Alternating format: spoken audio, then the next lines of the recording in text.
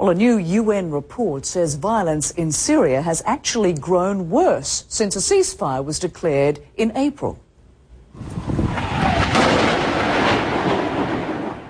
The death toll has been climbing in double and triple digits each day. Opposition activists say at least 104 people were killed Wednesday. The UN says resistance forces have grown sharply in number and potency since the ceasefire was called, and the violence is increasingly along sectarian lines. UN Special Envoy Kofi Annan is leading the peace effort. He's called a meeting of top diplomats for Saturday in hopes of coming up with a peace plan that works. Kofi Annan's proposal for a Syrian national unity cabinet has gained the support of Russia and other big powers. The cabinet would likely include government and opposition members, but exclude those who may undermine it. Security Council members and other key players will discuss the proposals at a meeting in Geneva on Saturday. Well, diplomats have also told Reuters news agency that Russia will support Mr. Annan's plans, and it will be discussed at a high-level meeting on Saturday. The Action Group for Syria should agree on guidelines and principles for a Syrian-led political transition that meets the aspirations of the Syrian people, and to agree on actions that will make these objectives a reality on the ground.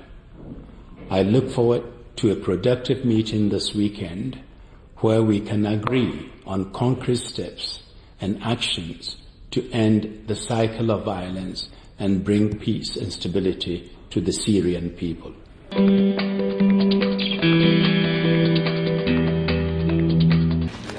It appears UN Syrian peace envoy Kofi Annan's idea of a transitional national unity cabinet bringing the Syrian regime and opposition together to map a way out of the crisis may have gained a powerful backer. Russia says it will support the idea, but insists this doesn't mean it's taking a step back from Bashar al-Assad, who retains Moscow's support. But among the debris of Syria's shattered cities lies the UN's broken monitoring mission. Annan's plan desperately needs reviving if the suffering of civilians is to end and pressure on the overcrowded refugee camps across the border in Turkey is to be eased.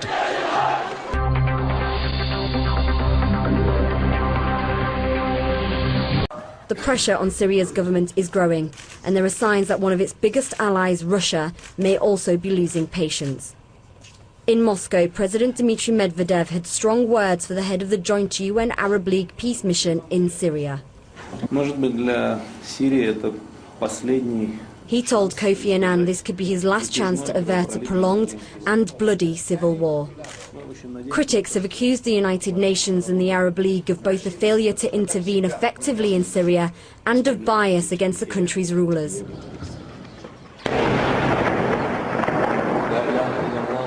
As the political wrangling continues, Syria remains in turmoil.